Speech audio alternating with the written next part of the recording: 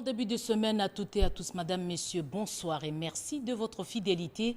À la une ce soir, de l'énergie électrique chôme à la centrale hydroélectrique moderne de Zongo 2 et pour cause l'absence des postes pour transporter de l'énergie. La solution est en cours. En 10 mois, le gouvernement Sama a réalisé 95% du travail restant.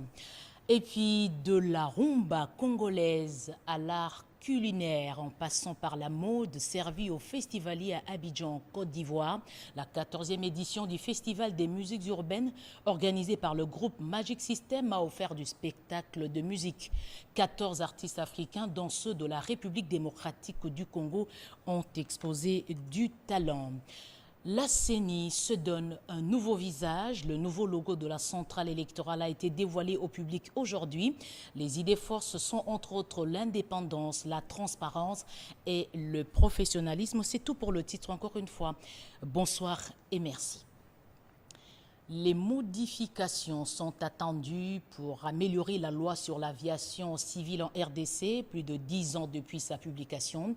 Après des discussions à l'Assemblée nationale, l'auteur de la proposition de loi, l'honorable Claudel Loubaya, a sollicité 48 heures. Et puis toujours dans la Chambre basse, on sollicite également l'interprétation par la Cour constitutionnelle concernant la proposition de loi sur l'aménagement du territoire avant de passer à l'adoption. Retour à la plénière avec Sylvie Moembo et Guy Kitoko.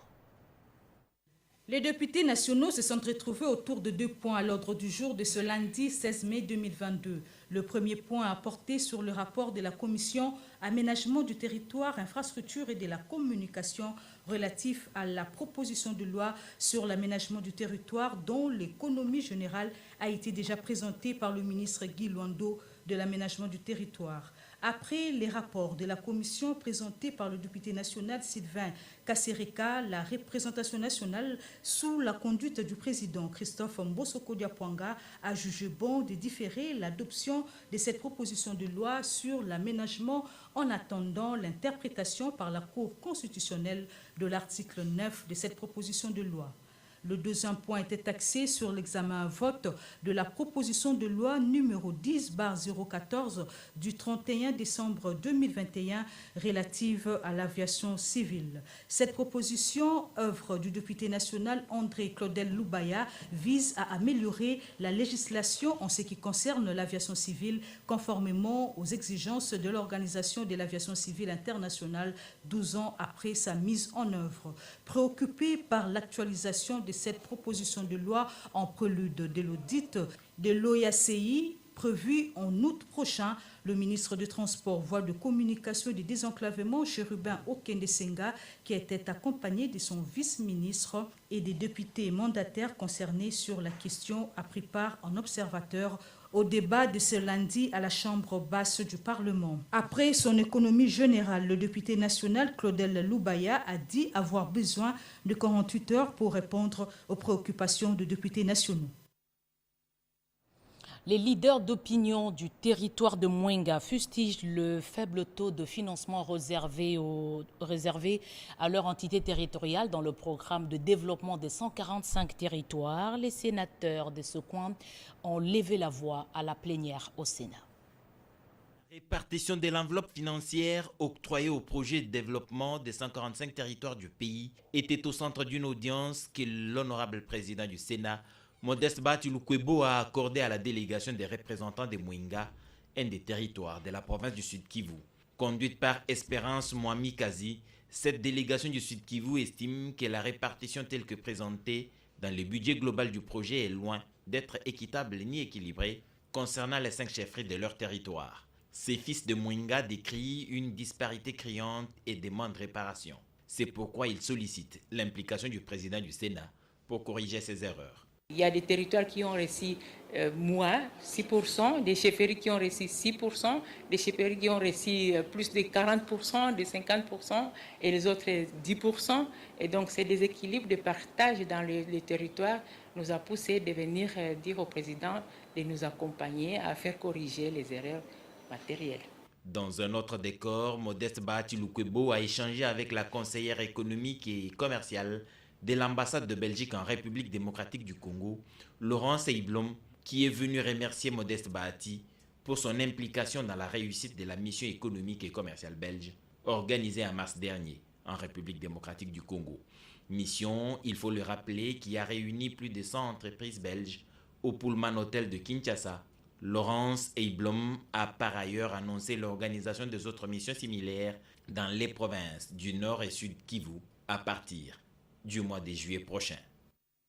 Denise Nyakeru Tshisekedi, première dame de la République démocratique du Congo, reste préoccupée par l'amélioration de la condition de la femme congolaise ainsi que par la prise en charge des drépanocytaires. Elle a été voir le chef du gouvernement pour échanger autour de ces deux sujets de prédilection. Pati Tondongo Kizunda, bienvenue le Sala.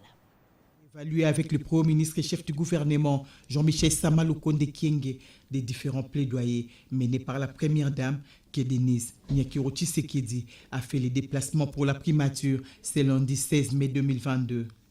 Plaidoyer qu'elle mène dans le cadre des axes d'intervention de sa vision. Au cours d'une séance de travail élargie à quelques membres du gouvernement, l'épouse du chef de l'État a remercié le Premier ministre Jean-Michel Sama Lukonde Kyenge pour la prise en compte de son plaidoyer sur l'accès des femmes à des postes de responsabilité dans différentes institutions de la République démocratique du Congo. Un grand pas vers la valorisation de la femme congolaise. La Première Dame et ses collaborateurs ont évoqué le questionnement sur l'autonomisation des femmes, l'implication des femmes au sein des forces armées et les forces de défense, et également l'éducation des femmes. On a retenu aussi l'importance du gouvernement d'appuyer le programme de la Fondation Excellencia, parce que beaucoup des Congolais, des jeunes qui terminent, excellent en termes de résultats, tant au niveau national, et ceux-là, parmi les meilleurs retenus, vont à l'étranger, bénéficient d'une bourse octroyée par la Fondation. La lutte contre la drépanocytose par la sensibilisation, surtout dans les milieux scolaires, cheval de bataille de la première dame de la République démocratique du Congo, Denise Nyakeru Tshisekedi, a sollicité auprès du chef du gouvernement, Jean-Michel Sama Lukonde Kyenge, entre autres les financements par le gouvernement des projets de sensibilisation sur cette maladie, la subvention des produits nécessaires pour la prise en charge des malades, l'implication du gouvernement Sama dans l'organisation des états généraux de la drépanocytose ainsi que l'accompagnement du gouvernement dans la construction d'un hôpital pour une meilleure prise en charge des malades en République démocratique du Congo.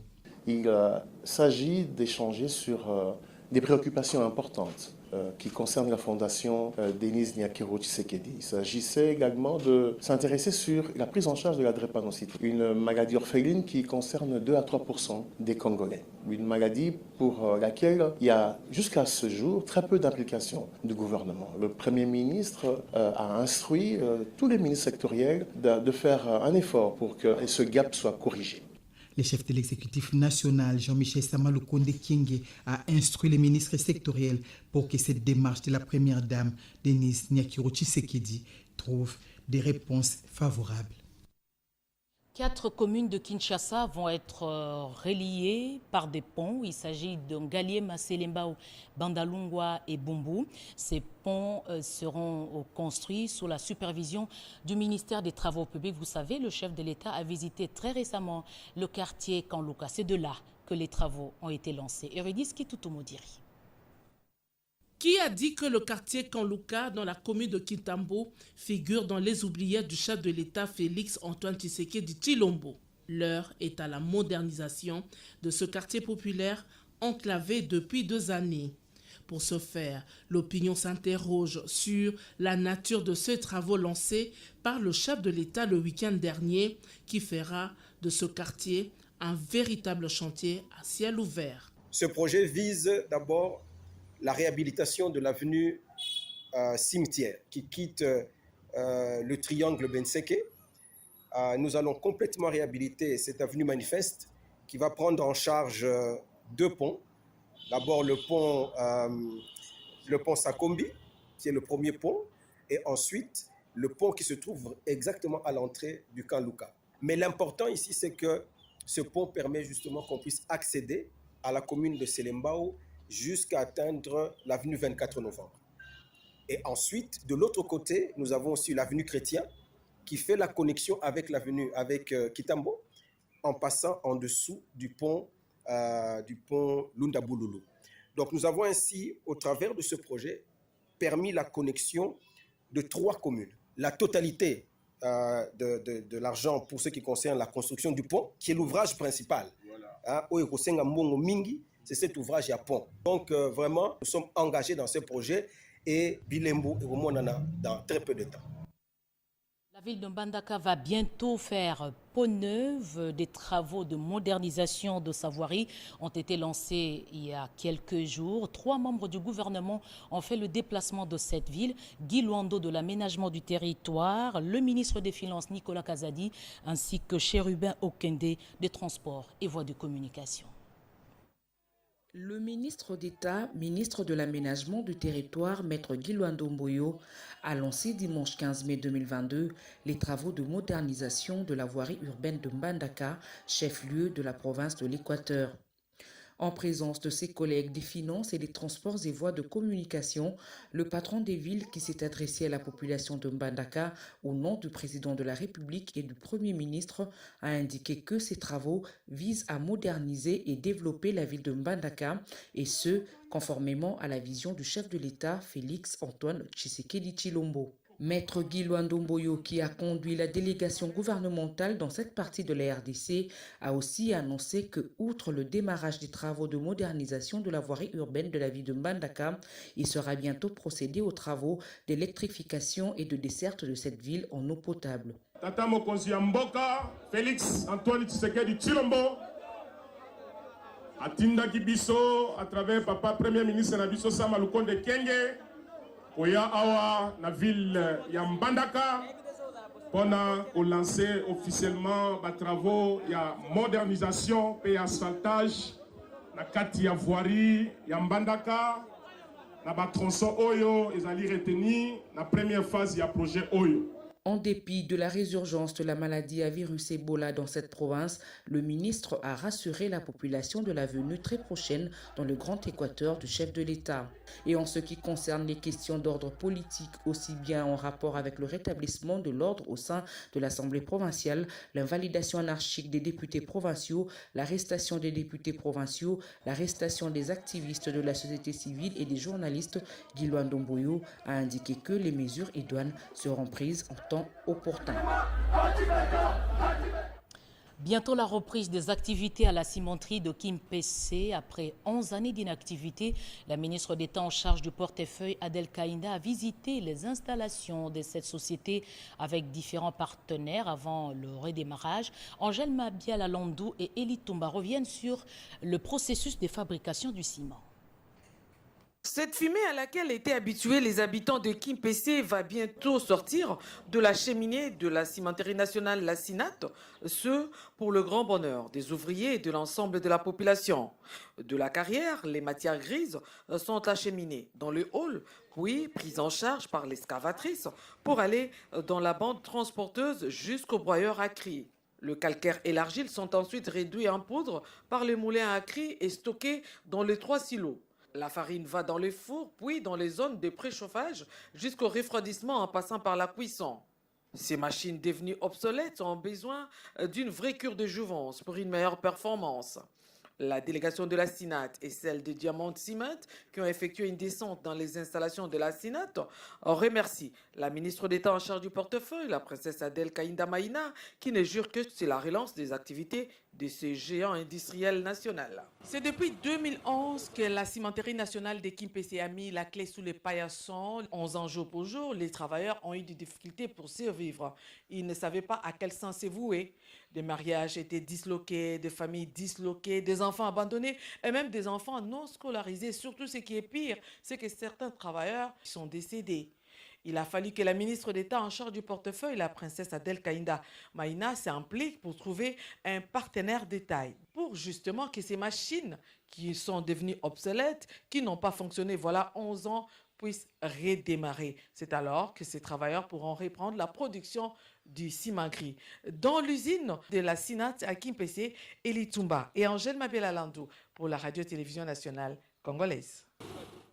Une autre reprise est annoncée à la Société minière du Congo. Les associés, parmi lesquels l'État congolais, avec plus de 60% des parts, étaient en assemblée générale pour lever les grandes options. Edith Chalakatala. Les différents ministères, dont les mines, le portefeuille, la justice et garde des sceaux, sans oublier la présidence de la République et la primature, sont venus à cette assemblée générale de la Société minière du Congo, héritière de la défunte Somenki. Une stratégie globale bien réfléchie peut contribuer à l'éradication de l'insécurité dans l'est du pays, souvent alimentée par les exploitants frauduleux de l'or. Kingi Wakanda Augustin, directeur général de cette entreprise du portefeuille de l'État, croit pouvoir apporter sa pierre à l'édifice de construction de la paix. Sur le plan social, une fois la Somico relance les activités, c'est-à-dire on peut même calmer cette situation qui se passe à l'Est là-bas. À 83, on avait 13 000 travailleurs. Si aujourd'hui, avec les plans que nous avons de redressement de l'activité de la Somico, nous pouvons absorber au-delà même de ça, parce qu'à part l'exploitation indiciaire, nous sommes obligés d'encadrer les acteurs, ce que nous appelons les coopératives. Au lieu que les mineurs sortent par des fraudes, la Somico va capitaliser à part l'exploitation indiciaire et encadrer la population riveraine, c'est-à-dire les coopératives. Et les mineurs vont commencer à sortir dans les voies légales et surtout encore que les mandataires sont l'œil et l'oreille de l'État congolais. Au plus haut niveau de la République, la décision est prise pour faire jouer le rôle qui est le sien à la Sominco. La Somico devait être un outil qui vraiment sert ce pays à se développer. Et rassurez-vous que les actions ont été engagées avec la hiérarchie pour que la Somico soit rétablie dans ses droits. Par cette assemblée générale, avec l'État qui détient plus de la moitié des parts sociales et ses partenaires sud-africains, les activités de cette Sominco vont être relancées. La rumba congolaise, l'art culinaire, la mode ont été servis sans modération au festivalier à Abidjan, en Côte d'Ivoire. La 14e édition du Festival des musiques urbaines était organisée sur place par le groupe Magic System.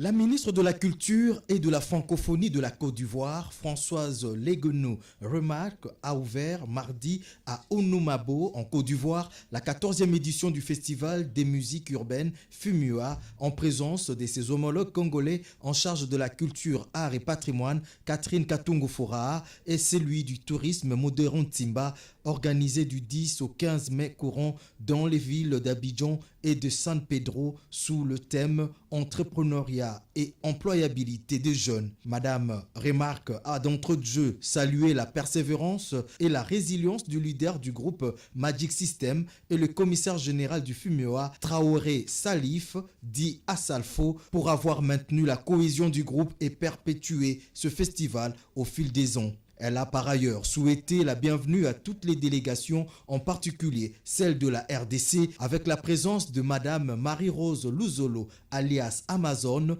épouse de Feu Papa Wemba, roi de la rumba congolaise, mort sur la scène du FUMUA en 2016. Lors du coup d'envoi de cette 14e édition pour laquelle la RDC est le pays d'honneur, la place principale d'Anamobo Marcori a été ornée en hommage à cet emblématique artiste congolais en présence des diverses autorités politiques, administratives et d'opérateurs culturels.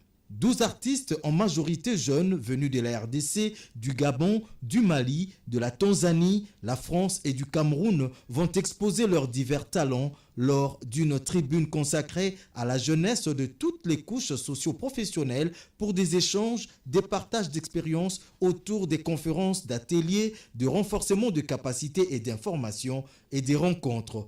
La cérémonie s'est achevée par la pose symbolique de première pierre des écoles des Magic System et à Salfo qui vont être construites à Tanda et à Port-Bouette.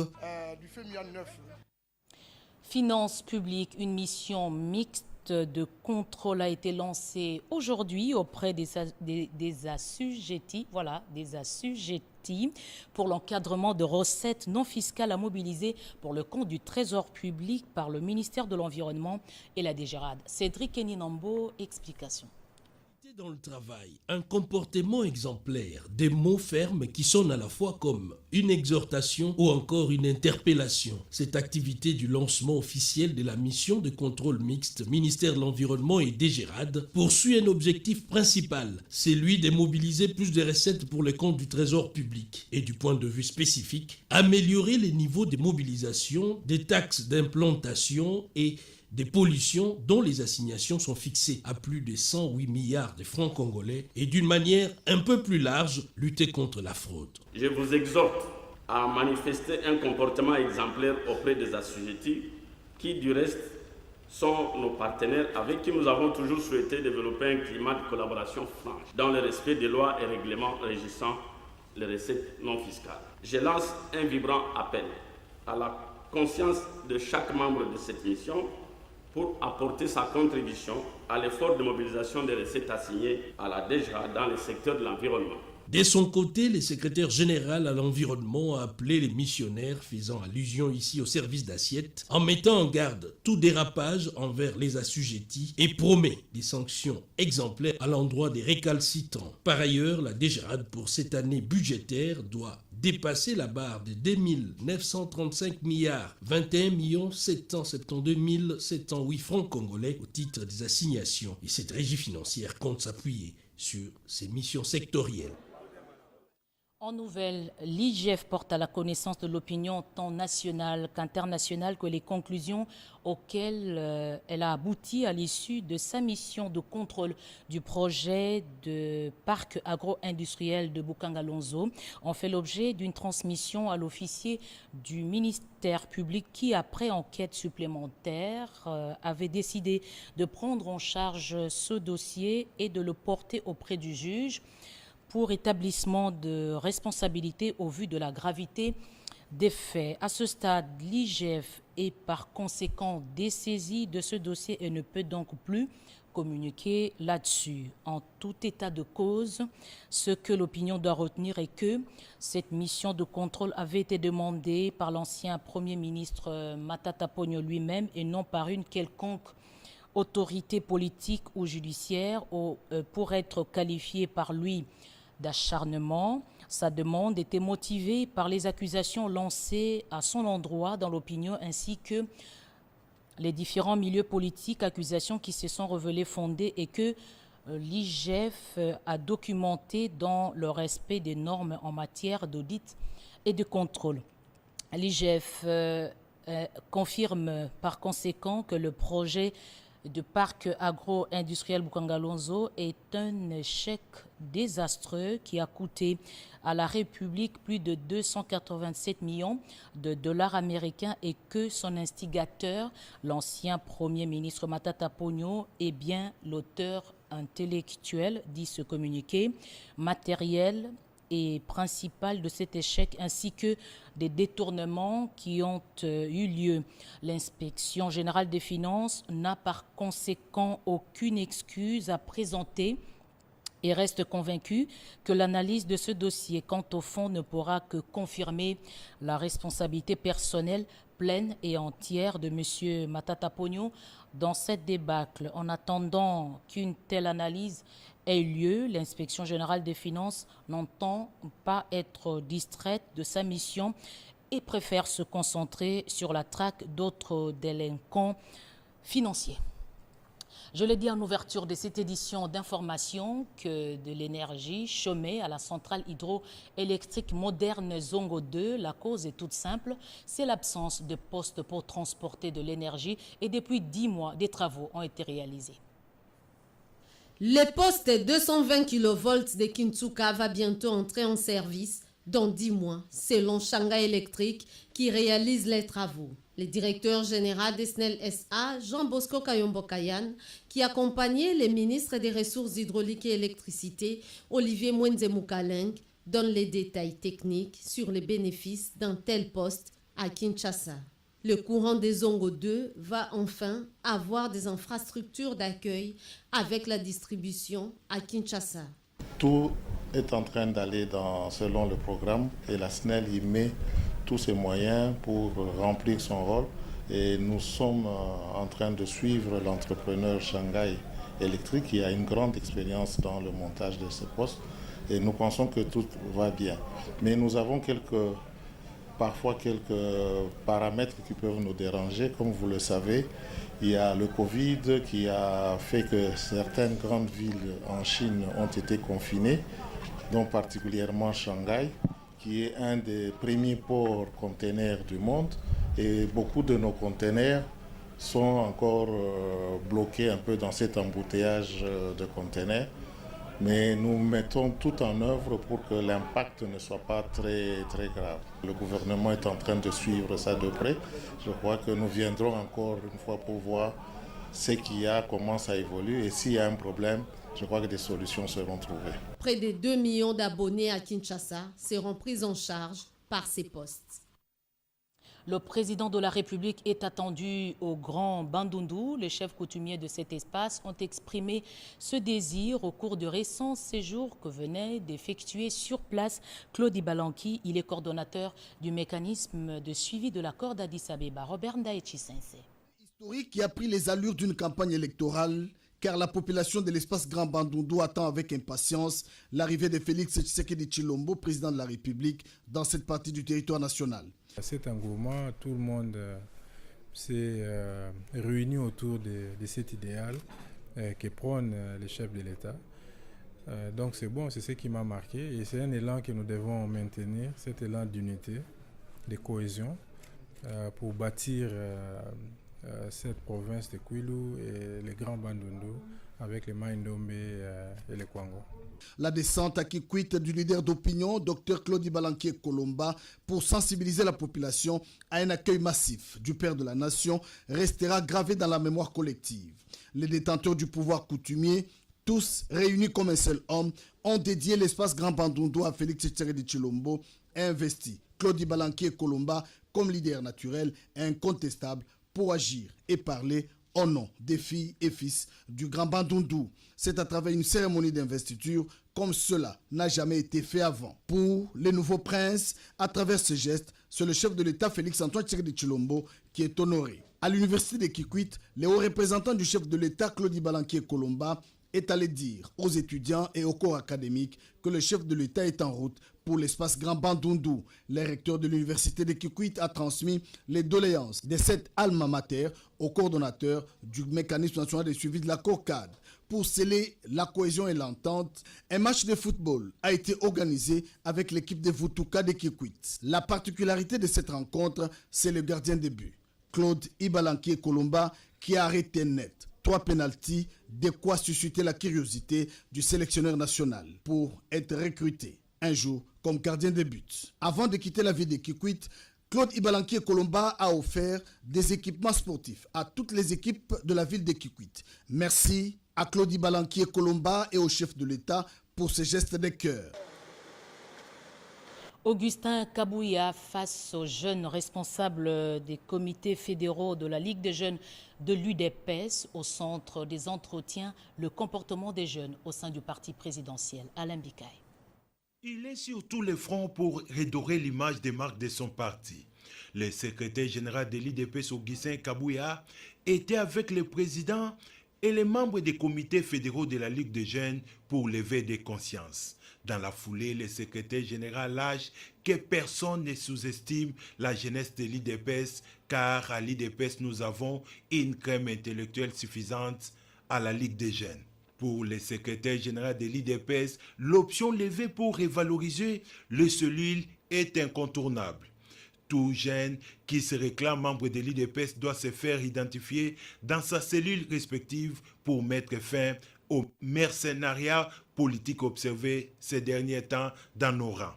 Vous devez rester soudés et unis derrière les chefs de l'État et surtout ne pas trahir les combats politiques de l'UDPS au coup de billets verts, a-t-il insisté. C'était aussi l'occasion pour Augustin Kabouya d'alerter la jeunesse, faire des lances de l'UDPS, des complots qui se trament pour fragiliser l'UDPS en passant par les jeunes du parti. Beaucoup parmi vous seraient même déjà financés par une main noire afin de faire la promotion d'un parti mallette créé à peine pour avoir l'ampleur sur l'UDPS. Pour boucler, le secrétaire général a demandé aux jeunes de son parti d'éviter de se substituer aux agents de sécurité ou de l'ordre. Celui qui veut devenir policier ou militaire doit suivre la procédure en la matière, a-t-il conclu. Des adhésions massives à l'Alliance des Congolais progressistes ACP, parti cher à Jean-Tini Ngobila, gouverneur de la ville de Kinshasa. En image, les adhésions. L'idéologie du parti. Comme on doit suivre la vision du président fondateur, le président Félix Antoine Tshisekedi, venez nombreuses d'adhérer l'ACP pour soutenir notre chef de l'État, fait que 2023, Fatih. J'ai vu le travail qu'il a effectué dans la ville du Congo et j'ai vu que c'était une personne très sérieuse. Et comme c'est un nouveau parti, j'aimerais commencer avec un nouveau parti pour montrer une nouvelle image de notre beau pays. C'est une affaire d'idéologie et beaucoup plus de conviction. Les idéaux soutenus par l'Alliance des Congolais progressistes et son autorité morale, Jean-Tini Ngobila, pour promouvoir le progrès social en soutien à la vision du chef de l'État, ont convaincu Mme Kati Massouli et M. Benjamin Olongo qui ont choisi librement d'adhérer à l'ACP.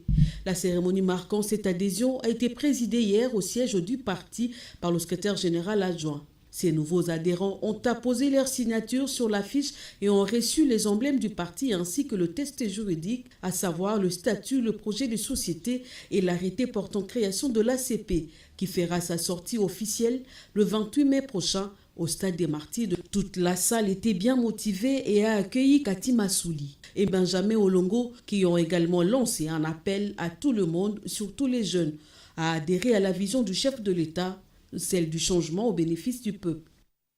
Merci José Baïtouambo. Je l'ai dit en ouverture de cette édition d'information, une nouvelle charte graphique pour la CENI. Le nouveau logo de la centrale électorale a été dévoilé au public aujourd'hui. Les idées forces sont entre autres l'indépendance, la transparence et le professionnalisme. Tétis Samba. Moment d'échange entre la Commission électorale nationale indépendante et les représentants de médias locaux. Ce lundi 16 mai 2022, à l'hôtel Béatrice, une opportunité pour le président de cette institution, Denis Kadima Kazadi, de raviver la flamme de la collaboration avec à la clé la présentation de la nouvelle identité visuelle de la centrale électorale à l'assistance composée essentiellement des patrons de presse, instant d'échange qui a permis au numéro 1 de l'institution de réaffirmer toute la détermination de la CENI de respecter le délai constitutionnel pour l'organisation des élections générales en 2023. Que les électeurs et les candidats s'appuient très largement sur l'accès aux médias, aussi bien pour transmettre que pour recevoir des informations. Que l'on soit en période électorale ou non, la fonction des médias est noble et immuable. Les médias sont des acteurs engagés de la société civile, capables de garantir le caractère libre et équitable d'un scrutin et donner la voix à ceux dont la voix ne porte pas. Denis Kadima Kazadi a vivement souhaité que ces liens avec les médias se déroulent normalement pour relayer la vraie information qui émane de la bonne source qui est la CENI. Auparavant, dans son monde de bienvenue, le rapporteur du bureau de la CENI, Patricia Ntseya Moulela, a relevé que le droit à l'information étant parmi les droits fondamentaux de l'être humain, consacrés par plusieurs textes internationaux ainsi que la Constitution de la République démocratique du Congo. Dans cette œuvre, la CENI entend s'assurer de votre accompagnement et pense ne pas se tromper à croire en votre patriotisme et sens de responsabilité. Face aux fenouilles des questions de la presse, Denis Kadima Kazadi s'est appliqué à jeter la lumière sur un certain nombre d'interrogations en rassurant que toute l'équipe de la CENI s'emploie à aller dans la direction souhaitée en vue de relever le défi pour l'organisation du 4e cycle électoral à venir. Parlons de la pacification de la partie est de notre pays. Une réunion de processus de Nairobi sur la réinsertion des groupes armés dans le programme DDRCS s'est tenue aujourd'hui. Une rencontre organisée à la MONUSCO sous la médiation kenyane. Le chef de l'État a participé à ces travaux à travers son envoyé spécial.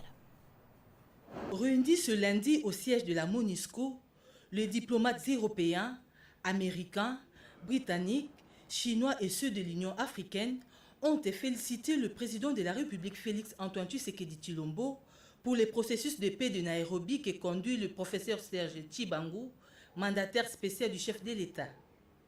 Après avoir échangé longuement avec l'équipe présidentielle et l'ambassadeur du Kenya, le représentant de la communauté internationale ont promis un soutien multiforme à ces processus. Pour l'ambassadeur de l'Union européenne en RDC, l'intégration au niveau du programme DDRCS devra se faire différemment des expériences passées. Nous sommes très encouragés par cette initiative prise par le président Félix Antoine Tshisekedi Tshilombo avec le président du Kenya. Ça nous semble être une voie de sortie à la crise qui existe actuellement dans l'Est. C'est une perspective politique qui est offerte au groupe. D'un côté, il y a un appel au groupe à rendre leurs armes, à entrer dans le programme de démobilisation, désarmement. Et puis de l'autre, il y a un volet militaire, une force régionale pour mettre au pas ce qu'on appelle les forces négatives, ceux qui refuseraient de se rallier. Et nous pensons que cet effort régional avec le Kenya, dans le cadre de la communauté économique d'Afrique de l'Est, peut être très, très encourageant. L'Union européenne soutient ce processus et nous serons prêts évidemment à en discuter des résultats quand ceux-ci seront connus. Soutien d'abord aux efforts politiques, soutien ensuite à la mise en place possible d'une force régionale qui viendrait compléter les efforts de la MONUSCO et des FARDC avec un mandat précis dans le cadre possible de l'Union africaine, et puis soutien bien sûr au programme de désarmement, démobilisation, réinsertion communautaire des anciens combattants. Et j'allais vous dire qu'il y a deux points pour nous très importants. C'est que ces groupes armés se rendent bien et qu'il n'est pas question de les intégrer dans les forces armées dans les FARDC. Et nous réjouissons, nous savons que c'est la position du président de la République démocratique du Congo, du président Félix Antoine Tshisekedi, pas d'intégration dans les forces armées de la RDC. Deuxième point d'attention, il faut s'assurer que les gens qui ont commis des crimes de guerre, qui ont commis des crimes contre l'humanité, ne bénéficient pas d'une amnistie. Les responsables de ces crimes doivent être traduits en justice. On doit mettre en place la justice transitionnelle. Fort de ces soutiens, l'équipe de travail de la présidence de la République va poursuivre son travail à l'interne comme à l'externe. Et pour terminer, la journée de demain, 17 mai, est chômée et payée à travers le pays. Dans une annonce, le ministère de l'Emploi, Travail et Prévoyance sociale rappelle au public en général et aux organisations professionnelles d'employeurs et travailleurs en particulier qu'au terme de l'ordonnance du 14 mai 2014 fixant la liste des jours fériés légaux en République démocratique du Congo, la journée du mardi 17 mai 2022, journée de la Révolution et des forces armées de la République démocratique du Congo, est chômée et payée sur toute l'étendue du territoire national. C'est signé Claudine Ndoussi Kembe. Merci d'avoir suivi ce journal à travers le monde. Je vous retrouve demain à 20h. C'est pas chômé pour nous. Retrouvez à 23h José Baïtombo pour un nouveau journal. Bonsoir.